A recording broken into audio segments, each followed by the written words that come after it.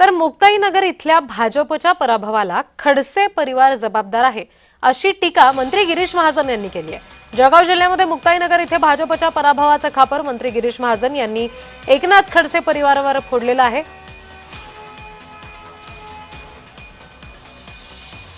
एकनाथ खडसे हा माणूस आमच्यासाठी अपशकुन ठरलेला आहे असं मत गिरीश महाजनांनी व्यक्त केलंय। रक्षा खडसे यांनी या सगळ्या पराभवाची जबाबदारी स्वीकारली आहे आणि तिकडे मंत्री गिरीश महाजनांनी सुद्धा खडसे परिवारावर या सगळ्याचा खापर फोडलाय। एकनाथ खडसे आमच्यासाठी अपशकुन ठरले असं महाजनांनी वक्तव्य केलंय। मुक्ताईनगर इथल्या भाजपच्या पराभवाला खडसे परिवार जबाबदार असल्याचं मत मंत्री गिरीश महाजन यांनी व्यक्त केलेलं आहे। तर तिकडे दुसरीकडे रक्षा खडसे यांनी मुक्ताईनगरमध्ये झालेल्या पराभवाची संपूर्ण जबाबदारी मी स्वीकारते असं म्हटलेलं आहे।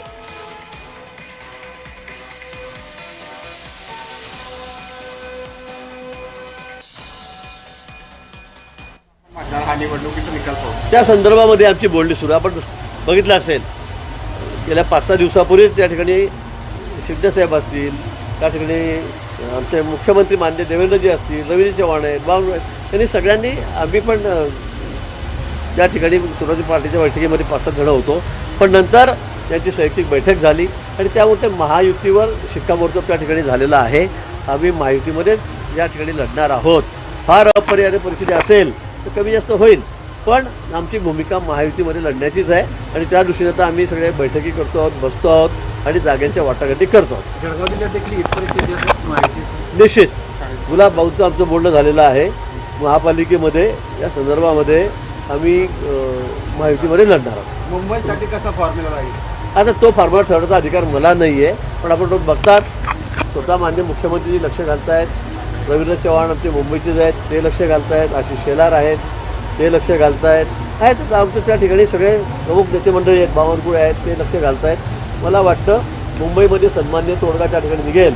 मुंबई असेल, पुणे असेल, पिंपरी चिंचवड, ठाणे, नाशिक ही सगळी मोठे महापालिका आहेत, या ठिकाणी आम्ही शक्यतोवर महायुतीमध्येच लढणार आहोत। या निवडणुकीचा जो निकाल आहे हा कुठेतरी महापालिकेच्या निवडणुकीवर परिणाम होणार का संबंधितला आणि दोघं ठाकरे बंधू जे करतात आहेत तर त्यांची कशी परिस्थिती राहू शकते? त्यांची परिस्थिती अतिशय वाईट होणार आहे, मी तुम्हाला आता सांगतो। त्यांनी किती लोकांना भुलवण्याचा प्रयत्न केला, मराठी माणसाला फार प्रबोधन टाकण्याचा प्रयत्न केला, त्याचा उपयोग या ठिकाणी होणार नाही। लोकांचं प्रेम, लोकांचा विश्वास हा आमच्यावरच आहे, विशेष करून भाजपवर आहे, महायुतीवर आहे। केंद्रामध्ये माननीय पंतप्रधान मोदीजींचं नेतृत्व या ठिकाणी आहे, त्याच्यावर सगळ्यांचा विश्वास त्या ठिकाणी त्यांच्यावर आहे।